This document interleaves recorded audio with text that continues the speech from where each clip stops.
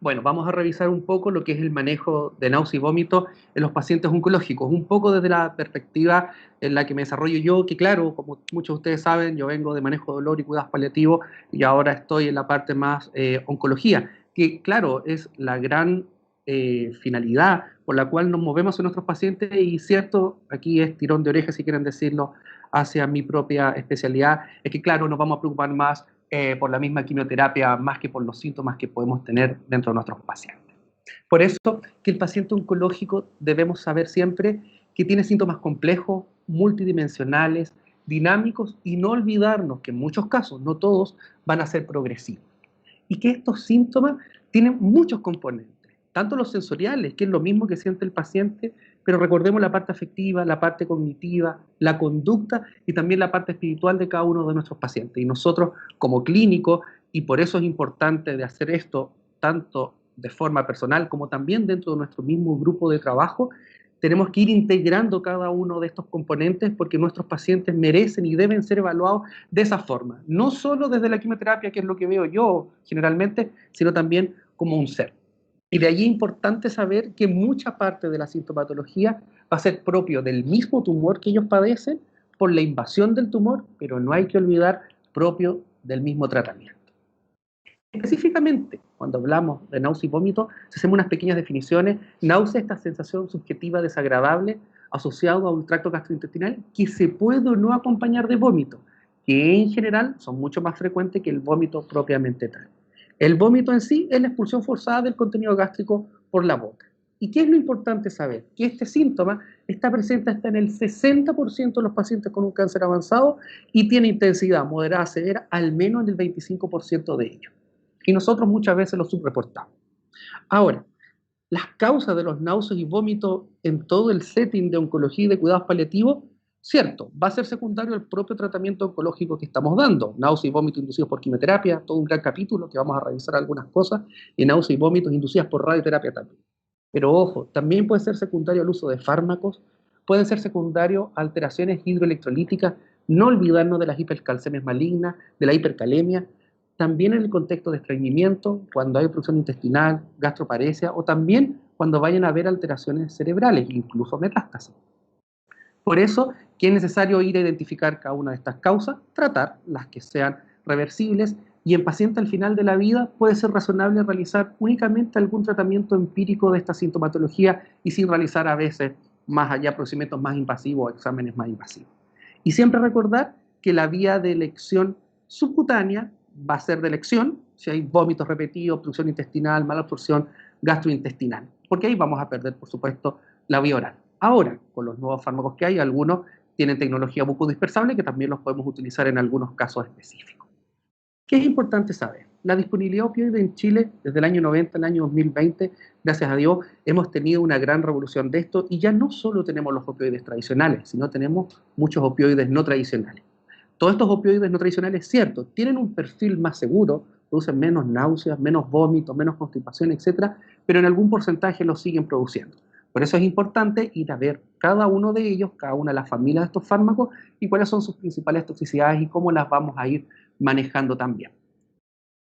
Ahora, dentro de los opioides, recordar que hay muchos efectos adversos y para que nos den náuseas y vómitos son efectos a nivel del sistema nervioso central propiamente tal, pero también efectos a nivel del aparato digestivo.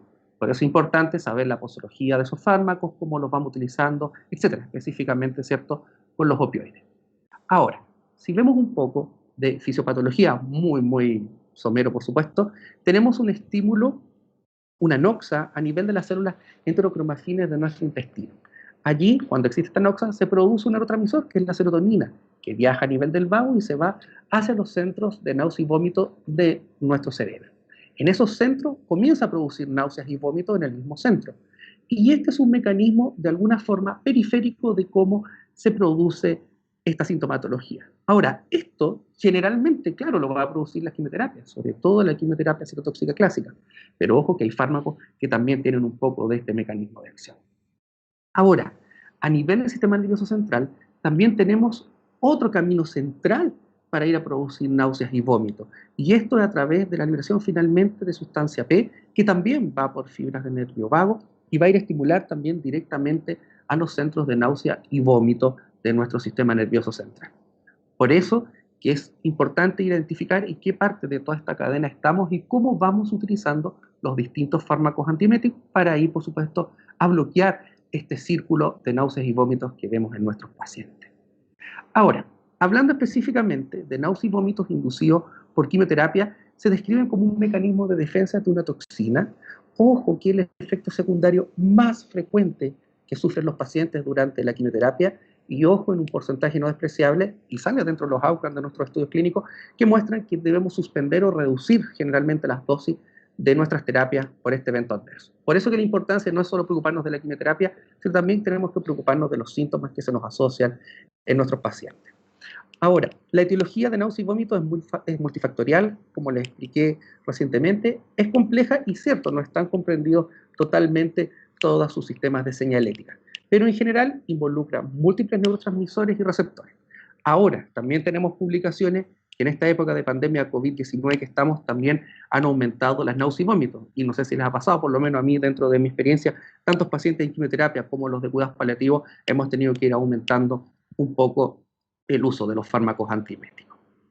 Ahora, ¿cómo se clasifican en general en relación al tiempo en que estas ocurren? Tenemos las náuseas y vómitos agudas, que ocurren desde que colocamos la quimioterapia hasta 24 horas después de su aplicación, las tardías entre las 24 horas y los 5 días, las 120 horas. También están las anticipatorias, que ocurren antes de un ciclo de quimioterapia como una respuesta condicionada.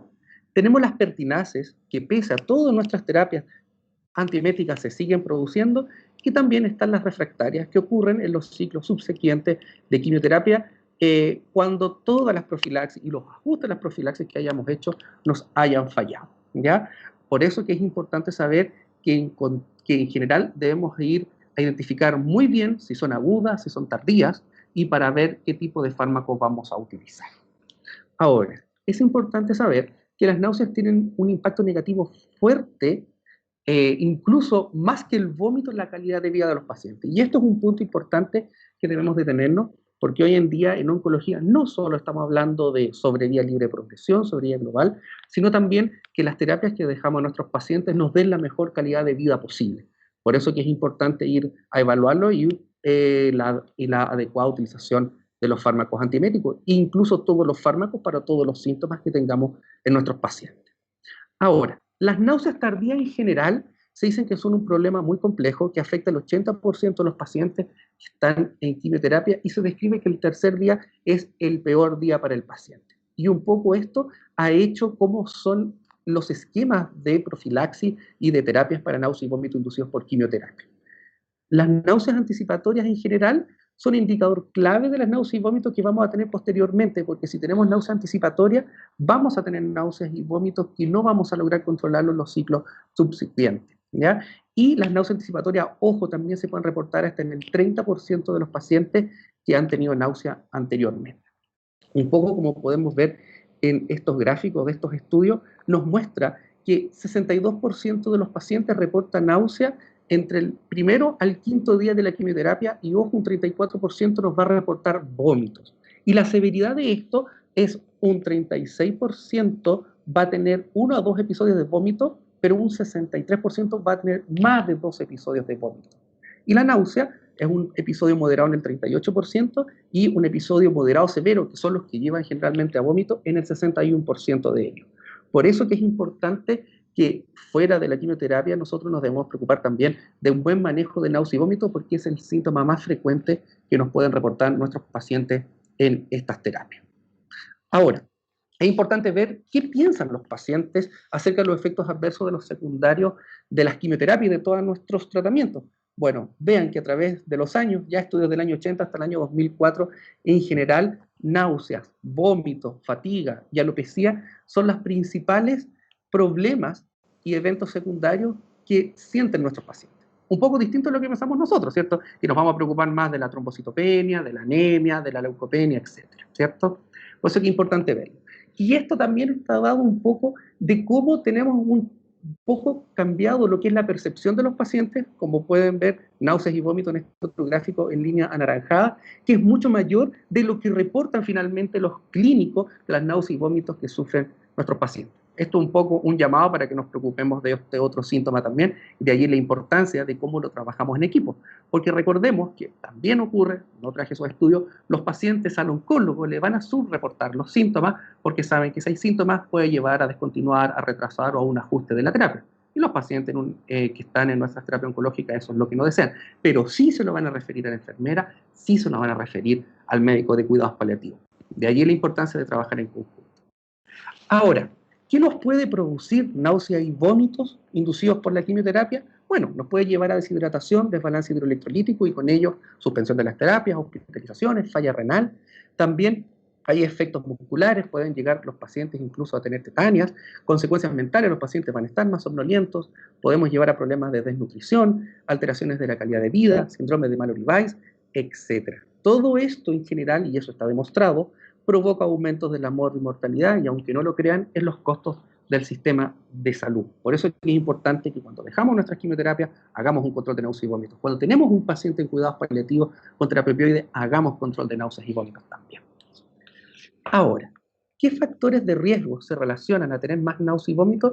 En general, si tenemos pacientes jóvenes, menos de 50 años, pacientes que no hayan tenido antecedentes de uso de alcohol y tabaco, antecedentes de cinetosis, náuseas y vómitos, por supuesto, en quimioterapias anteriores, pacientes que sufran trastornos de ansiedad, si tuvieron emesis gravidia, estado de desempeño alterado o si el paciente incluso ha tenido exposición previa a la quimioterapia. En general, ahí debemos ir a ajustar nuestros protocolos de lo que es manejo de náuseas y vómitos para estos pacientes.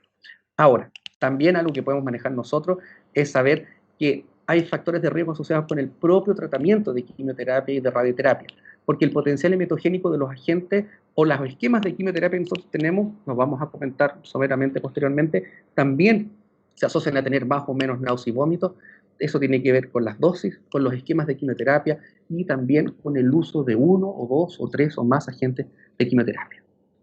Ahora, este quizás es un gráfico importante a tener en consideración, en la cual existe un patrón de emesis, y esto que se da tanto con ciertos agentes que tienen la temporalidad, nos va a hacer usar distintos fármacos también para prevenirlo. Me explico. En una fase aguda, por ejemplo, el cisplatino nos va a producir mucha náusea y vómito, y en la fase tardía va a ser menos, va a tener como 2 picos. Pero si usamos ciclofosfamida y asociado a carboplatino en general, vamos a tener menos náusea y vómito de estos como 2 fases, una fase aguda y una fase tardía, sino la vamos a tener durante todo el ciclo. De allí la importancia, por ejemplo, de saber cuál es el patrón del emesis de los fármacos que usamos. Ahora, ¿qué es lo que ocurre en la fase más aguda? Si nos vamos un poco a la fisiología que les expliqué anteriormente, va a ser todo generalmente por mucha transmisión, por mucha liberación de serotonina a nivel del sistema gastrointestinal. Por eso que es importante que vamos a tener fármacos que vamos a utilizar en esta fase aguda, para esta náusea aguda, que es del día 0, ¿cierto?, cuando partimos la quimio, hasta las primeras 24 horas, y en la fase más tardía, del día 2 al día 5, en general esto está mediado más hacia el sistema nervioso central por liberación de sustancia P. Y aquí tenemos que usar combinaciones y utilizar otros fármacos en forma más específica. Ahora, para ir a inhibir el reflejo emético, sabemos que hay muchas vías que están involucradas. Cierto, les comenté la sustancia P y la serotonina, pero hay muchas otras como la vía de las endorfinas, los cannabinoides, histamina, GABA, dopamina, acetilcolina. Y incluso hay otras que todavía no las hemos descubierto. Pero en general, haciendo un buen manejo de la vía de la serotonina y la sustancia P, es donde vamos a lograr el máximo manejo de náusea y vómito de nuestros pacientes. ¿Qué es importante saber? Un poco las familias de fármacos que vamos a revisar que tenemos para ir al control de este síntoma. En general, para ir a inhibir la vía de la serotonina, utilizamos los inhibidores de 5-serotonina. Para ir a inhibir la vía de la sustancia P, vamos a utilizar los antagonistas de los receptores de neuroquinina, y para ir a inhibir la vía dopamina, vamos a utilizar los antagonistas del receptor de dopamina. Ahora, un poco de historia para que se den cuenta, ya desde el año 78, cuando partimos con la aprobación de las quimioterapias en base a cisplatino, que fueron las primeras en salir, ya los primeros que salieron a manejar esto fueron los cetrones. Y vean que el ondansetron en el año 90 es el que nos revolucionó el manejo de náuseas y vómitos de esa época, y después comienzan a salir moléculas de la misma familia, un poco más especializadas, con más duración, con más vida media, hasta los años 2000. En los años 2000, 2005, comienzan las uniones de neuroquinina y un poco ahora lo que tenemos que es la combinación de estas dos familias. Por eso de que tenemos un largo desarrollo de los fármacos para manejo de náuseas y vómitos, y los cuales son bastante seguros en lo que también es su utilización. Un poco eso es lo que vamos a comentar. Ahora, de las familias en general, los más usados, por supuesto, son los antagonistas del receptor de 5-serotonina, y aquí nuestro primer fármaco que sale es el ondansetron, ¿cierto? Después salió el granisertron y después el palonsertron, que son los tres principales que tenemos en nuestro país. Inhiben la serotonina, la activación de las fibras vagales, ¿cierto? Aferentes desde la cavidad intestinal, que están mediados por los receptores de 5-serotonina, y con eso en el centro del vómito, nuestro sistema nervioso central, se corta esa transmisión. Y con ello, por supuesto, tenemos menos náuseas y vómitos. Otra familia son los corticosteroides, ¿cierto? Aquí el principalmente que nosotros utilizamos es dexametasona, también usamos betametasona o metilprednisolona. Su mecanismo de acción es desconocido, pero sabemos que tiene un efecto sinérgico cuando los utilizamos con los antagonistas del receptor de serotonina. Ahora, los antagonistas del receptor de neuroquinina, en Chile tenemos el netupitán, que está asociado, y el aprepitán, que está como molécula única. Y estos van a ir a inhibir directamente la activación del centro del vómito mediado por la sustancia P. Y los antagonistas del receptor de dopamina, que los utilizamos mucho, como la metoclopramida, la dopamina, inhiben tanto los receptores de serotonina, pero principalmente los de dopamina. Existen otros agentes que también utilizamos, pero es con menor frecuencia debido al efecto secundario no deseados, efectos antieméticos, que en verdad es mucho más limitado. Me refiero a los antihistamínicos también que se pueden utilizar y los anticolinérgicos que tienen algunos efectos adversos. Vamos viendo un poco las familias entre sí. Los antidopaminérgicos, como les comenté, tienen una capacidad antiemética moderada, pero ojo, se describe importantes efectos adversos, sobre todo de extrapiramidalismo, sedación, acaticia. Ahora, hay una alerta de la agencia brasileña y también de la FDA, ¿cierto? Desde el año 2013, cuidado con la metoclopramida, porque puede tener estos eventos adversos extrapiramidales, disquinesias tardías, reacciones adversas cardiovasculares. Ahora, nosotros en la práctica, en cuidados paliativos y en oncología lo utilizamos bastante, por supuesto. Por eso que es importante ir viendo, ir evaluando a nuestros pacientes. No significa que no los podamos utilizar, ya vamos a ver la guía, todavía está en sus recomendaciones, pero la idea es no hacer prolongación más de 5 días a dosis máxima, 10 miligramos cada 8 horas, y si no ir evaluando a medida que lo vamos utilizando. Y por supuesto, si vamos a utilizar una administración endovenosa, la tenemos que hacer en un bolo de al menos 3 minutos. Nosotros tenemos protocolizado y lo hacemos siempre cada 5 minutos. ¿Ya?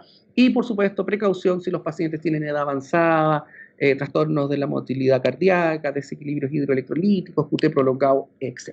Es decir, los podemos utilizar, sí, por supuesto, son un arma nosotros que hemos usado por mucho tiempo y lo seguimos usando tanto en oncología como en cuidados paliativos, pero lo importante sí es ver cuál es el mejor paciente para ello. Los corticoides, como les comenté, su mecanismo de acción no está claro, sería por una posible inhibición de la síntesis de prostaglandina y potencian el efecto antiemético de los antagonistas de serotonina y también un poco lo de metoclopramida. Por eso que tienen un rol bien importante, no tanto en la náusea aguda, sino en la náusea más diferida, ¿ya? Cuidado que en algunos pacientes nos pueden generar euforia, delirio, insomnio, dispepsia, rash, hiperglicemia, etc. Por eso tenemos que ir ajustando según cómo sea nuestro paciente y las patologías que tenga. Los cetrones, aquí tenemos que son muy efectivos en la emesis aguda, son los de elección, pero tienen menos efectividad en la náusea en diferida, ¿ya? Porque claro, como les comenté anteriormente, la primera parte está mediado por serotonina, la segunda parte está mediado más por neurocínina. Y su efecto óptimo se logra cuando se combina con corticosteroides, con la dexametasona específicamente. Y en el año 94 se demostró la superioridad del ondansetron más la dexametasona frente a solo metoclopramida en altas dosis más dexametasona en quimioterapias altamente emetizantes. Ahora, los efectos adversos que podemos tener es un poco de cefalea, alrededor del 10%, un poco de estreñimiento, puede ser hasta un 15%, astenia, somnolencia son mucho más bajos, estamos hablando de efectos adversos menos del 3%. También, por supuesto, hay alertas de la FDA del 2011 y de la AEP del 2012, donde nos dicen no de una dosis única endovenosa de ondansetron superior a 16 miligramos. Ahora, usar en una infusión continua de 24 horas, no sé, 24 miligramos, 16 miligramos, nosotros lo hacemos y eso sí se puede hacer. Ahora sí, por supuesto, tener cuidado en todos los pacientes que tengan trastornos de la conducción, también si tienen prolongación de QT, etc. Por eso es importante ver en qué pacientes los dejamos. Aquí un poco la comparación de los distintos cetrones que tenemos en nuestro mercado chileno en relación a su vida media, donde el más utilizado, por supuesto, por todos nosotros, el ondansetron, y lo importante es saber que es de corta duración, tiene una vida media de 5 a 6 horas. Después viene el granisertron, tiene una vida media alrededor de 12 horas, por eso lo dejamos nosotros cada 12 horas, una vez al día, y el panonorsetron es de larga vida media, alrededor de 40 horas, y por eso nosotros dejamos uno al inicio de la quimioterapia, y podemos estar prevenidos de náuseas subsecuentes por al menos unos 2-3 días. Ahora, el ondansetron, solamente recordarles que por su modalidad de uso tiene muchas indicaciones, tanto en adultos como en niños, lo que no ocurre con otros, por supuesto, y también las formas farmacéuticas que existen. Ya que en el ondansetron tenemos formulaciones de tabletas orales, que son las que más utilizamos, ¿cierto? Tenemos sirup, tenemos las tabletas de dispersión oral, que nosotros las utilizamos harto de rescate, tanto en los pacientes que ya están perdiendo un poco la vía oral, por supuesto, obviamente en una obstrucción intestinal eso no es así, ahí tenemos que usar la vía endovenosa o la subcutánea, pero los pacientes que se nos están complicando a poco podemos usarlos también. Tenemos las vías endovenosas y también tenemos los supositorios. Ahora, los jarabes los usamos principalmente en los niños. Solo para recordar que el ondansetron, dentro de sus criterios de uso, lo tenemos para náusea y vómito inducidos por quimioterapia, para náusea y vómito inducidas por radioterapia, y también tenemos en la prevención y el tratamiento en los postoperados, sobre todo de las cirugías digestivas. Un poco esto es lo mismo, donde en general era comentarles la gran disponibilidad que tenemos de formas farmacéuticas para el uso del ondansetron, y que es generalmente el que más utilizamos. Su eficacia bastante buena, 67% de control completo de náusea y vómitos cuando lo utilizamos en radioterapia, retrasa hasta que aparece la primera náusea 12 horas de protección cuando utilizamos los comprimidos bucodispersables, y también tenemos eficacia y estudios que lo avalan en lo que es el setting postoperatorio y el setting infantil. Ahora, también se ha demostrado en el setting específicamente de colecistectomía postoperatoria, donde el ondansetron bucodispersable con el endovenoso consigue los mismos outcomes de tener náuseas y vómitos en muy bajo porcentaje, alrededor de un 20% versus placebo, que sabemos que puede ser hasta un 60-70%.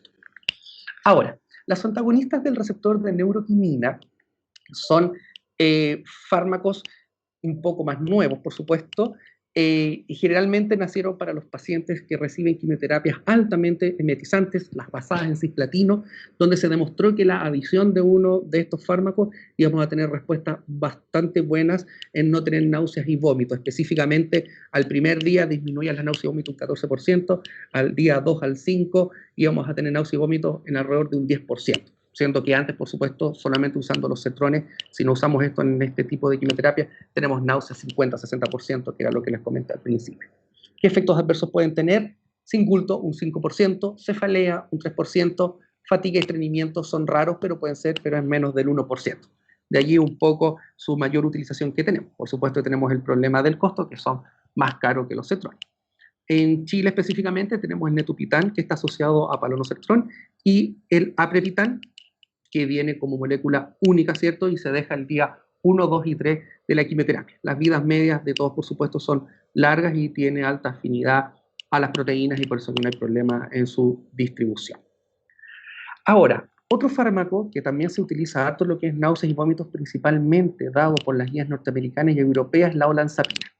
Aquí sí se ha demostrado que carece de indicación en profilaxis antiemética después de la quimioterapia, solo en España, pero si vemos las guías norteamericanas, que las vamos a revisar, sí muestran su utilización en todos los ítems donde podemos utilizar fármacos para náuseas y vómitos.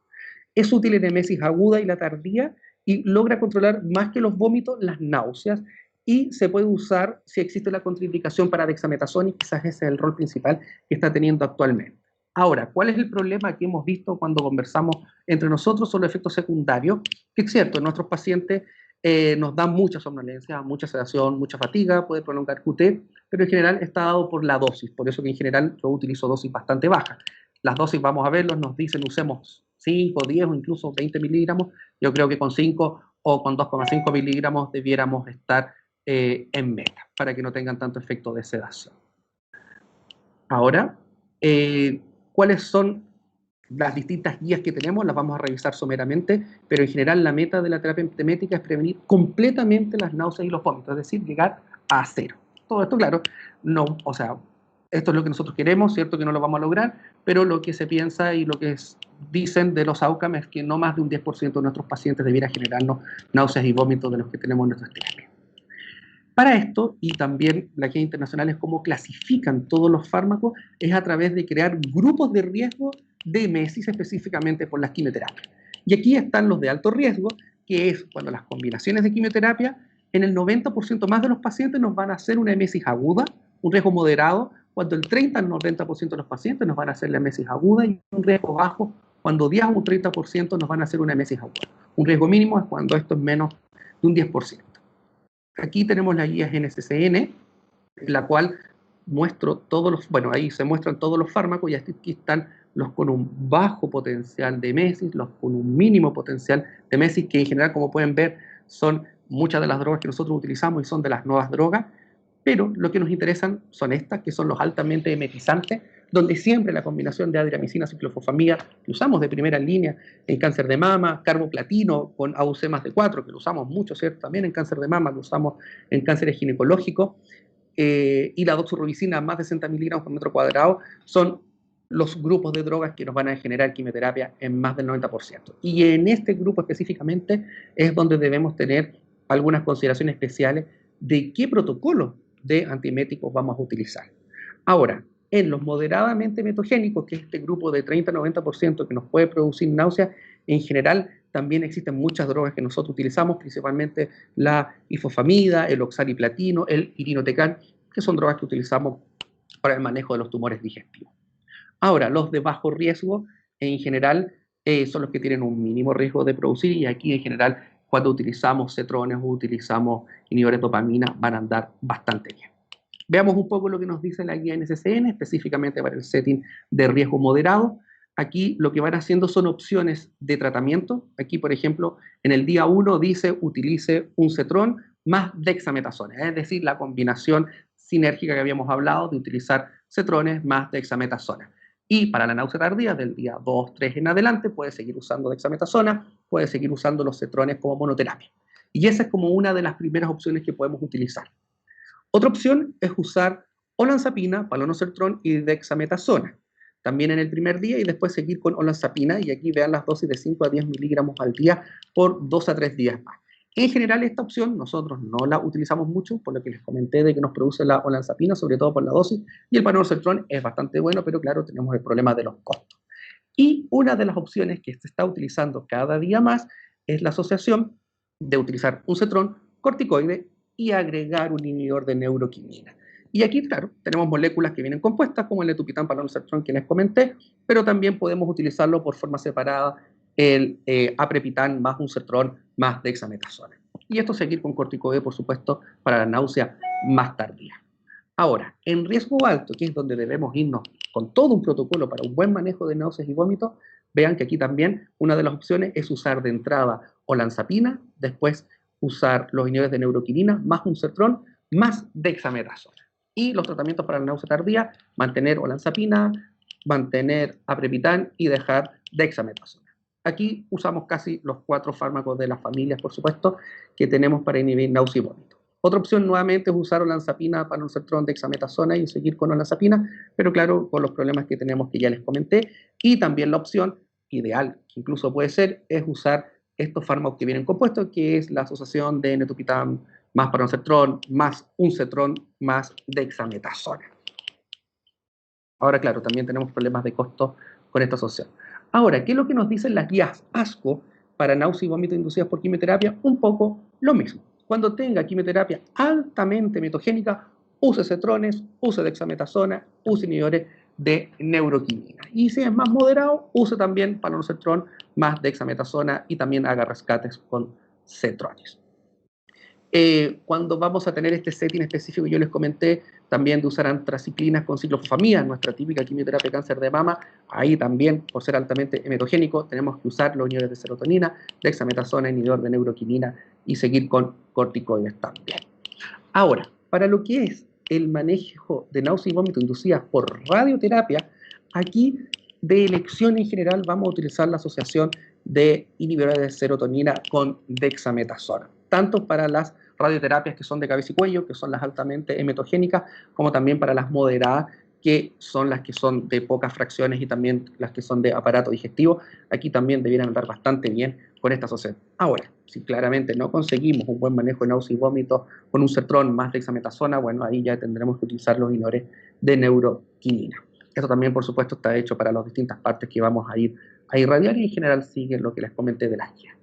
Ahora, algo específico corresponde a las náuseas anticipatorias, que es cuando el paciente va a ir a la quimioterapia y aquí, en general, se puede utilizar un manejo farmacológico específicamente con cetrón, necesitamos algo que lo rescate rápido, pero en general van a ir todas las cosas no farmacológicas que es importante que nosotros las consideremos y que en algún minuto podamos tener también dentro de nuestro equipo, y aquí van hipnosis, relajación, biofeedback, musicoterapia, etc. Y algunos tips, por supuesto, que nos van a dar nuestras nutricionistas que trabajan con nosotros en cuidados paliativos también, es un poco la dieta y ciertos estilos de vida saludable que pueden llevar para tener menos náuseas y vómitos. Ahora, en el setting específico de lo que es opioide, recuerden que son las dos principales causas de tener náuseas y vómitos en nuestros pacientes oncológicos, no olvidarnos del modelo de la escalera analgésica, que en este segundo y tercer peldaño que tenemos los opioides existen los coayudantes. Y estos fármacos coayudantes aquí pueden ir perfectamente los antieméticos para ir a tratar tanto náuseas y vómitos dadas por la enfermedad de base como también por el tratamiento que nosotros estamos dejando. En general aquí de elección vamos a utilizar, ¿cierto?, los cetrones. De elección también tenemos y muy utilizado domperidona, metoclopramida como inhibidores de dopamina y por supuesto los corticoides. También recordar cuando estamos en terapia opioide, por eso está ahí abajo, es la pauta profiláctica de los laxantes, que tenemos mucho, por supuesto, eso sería otra clase. Y no olvidarnos, por la época que estamos viviendo, que nuestros pacientes oncológicos, no solo los que están en quimioterapia, con ya todo el problema que significa el coronavirus, las cuarentenas y el tiempo que llevamos, que también pueden estar con un poco más de náuseas y vómitos. Por eso, como conclusiones, siempre hay que observar y evaluar toda la sintomatología en nuestros pacientes que tenemos en terapia, considerar fármacos de terapia basal y también fármacos de rescate, considerar el soporte del manejo del dolor oncológico que a veces se nos olvida, siempre personalizar cómo vamos a hacer la terapia de nuestros pacientes y, por supuesto, estar considerando ajustes de terapias de soporte en pandemia y también, no menos importante, olvidarnos que es muy importante una estrategia multidisciplinaria para el manejo del paciente oncológico y no solo de náuseas y vómitos. Muchas gracias. Juan Pablo, bueno, muchas gracias por tu excelente presentación. La verdad es que es súper completa, ¿no es cierto? Enfocada a las dos principales causas, como son con las quimioterapias y el manejo del dolor. Y en ese aspecto te quería preguntar, porque muchas veces los pacientes tienen dificultad con lo que es vía oral y en forma ambulatoria o en el domicilio utilizamos bastante la vía subcutánea. No sé si tienes, puedes decir algún comentario en relación al uso de ondas Centrón por vía subcutánea. La metoclopramida hay más estudios y más ampliamente usada, pero la onda Centrón, no sé si pudieras compartir alguna experiencia en el uso por vía subcutánea. Sí, la vía subcutánea es bastante usada por nosotros en cuidados paliativos, ¿cierto? Principalmente e históricamente lo hemos hecho con los inhibidores DOPA, con metoclopramida, y los cetrones, cierto, no hay estudio ni tampoco está la recomendación propia del fabricante. Nosotros reconozcamos que sí lo utilizamos, siempre dejamos 4 u 8. La idea sería no dejar dosis muy altas, digamos, de una sola vez por la alerta de FDA que está para la vía endovenosa. Y también no olvidar que tenemos el ondansetron bucodispersable, que también lo podemos utilizar nuestros pacientes si tenemos algo de vía oral todavía. Pero sí, es muy utilizado y está dentro de nuestras guías también de protocolos locales. No hay que olvidarse de ello. Y otra pregunta, ¿en qué caso ocuparías haloperidol para el manejo de las náuseas? Súper discutible. Lo que pasa es que, claro, antiguamente lo usábamos más. Hoy en día por las nuevas guías nos dicen usan más olanzapina más que haloperidol. Y para mí, digamos, uso clínico lo tenemos para estos pacientes que tienen mucha refractariedad a todas las náuseas, porque reconozcamos el haloperidol es bastante bueno en lo que es manejo de náuseas y vómitos. Cierto, tenemos problemas de interacciones farmacológicas, tenemos problemas cardiovasculares, etcétera, pero sí una buena carta para tener bajo la manga. No sé cuál ha sido tu experiencia y si estás más o menos de acuerdo con lo que comento. Sí, es que, te preguntaba porque, claro, es ampliamente usado una vía de repente alternativa a la metoclopramida para un efecto, ¿no es cierto?, más, cuando hay un origen más central de las causas, pero claro, estar atento a los efectos extrapiramidales, los efectos secundarios del aloperiol, pero sigue siendo una buena alternativa y válida de usar también. Sí. Por supuesto. Pues es importante que nunca olvidar, quizás puede ser el mensaje más importante de esto, debemos evaluar íntegramente a nuestro paciente y con el resto del equipo. Porque no solo estamos dando una quimio o solo manejando dolor, es un conjunto. Sí, yo creo que eso es fundamental transmitir de que la evaluación en general, lo que hablábamos antes, incluso con Aitzane, que es la enfermera que presentó el cuidado de boca, y que mostraba un ejemplo de un caso que un paciente persistía con náusea y vómito porque tenía un mal higiene de boca.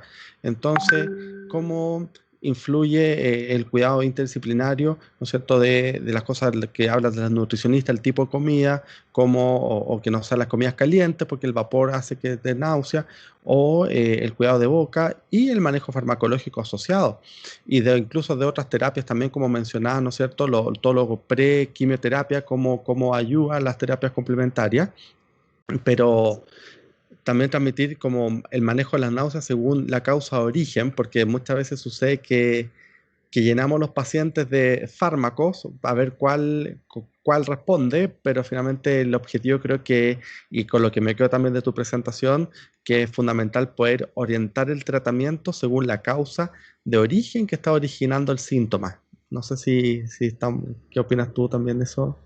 Completamente de acuerdo. Ese era como el mensaje que yo quería en verdad dejar. Y siempre trabajar en equipo, por lo que yo les comentaba. A mí, antes yo desde la esfera de cuidados paliativos, que era lo que me dedicaba principalmente, todos los pacientes me contaban muchas cosas a mí. Y ahora que estoy en la otra esfera más oncólogo, siempre me andan minimizando todos los síntomas y signos. Y de ahí, ¿qué es lo que hago? Voy a hablar con mi enfermera de quimioterapia, voy a hablar con mi enfermera de cuidados paliativos, hablo con mis colegas de cuidados paliativos, y ahí entre todos logramos ajustar y hacer un bien a nuestros pacientes, que es para lo que estamos. Sí. Así que Juan Pablo, de verdad te agradecemos en nombre de la jornada, ¿no es cierto?, de la organización de la jornada y en nombre de la Sociedad Médica de Cuidados Paliativos, agradecemos tu exposición, tu buena voluntad de participar y la entrega clara, ¿no es cierto?, y ordenada de todos los conceptos y actualizaciones del tema. Así que muchísimas gracias. Muchas gracias, Alfredo, y a ustedes por haberme invitado.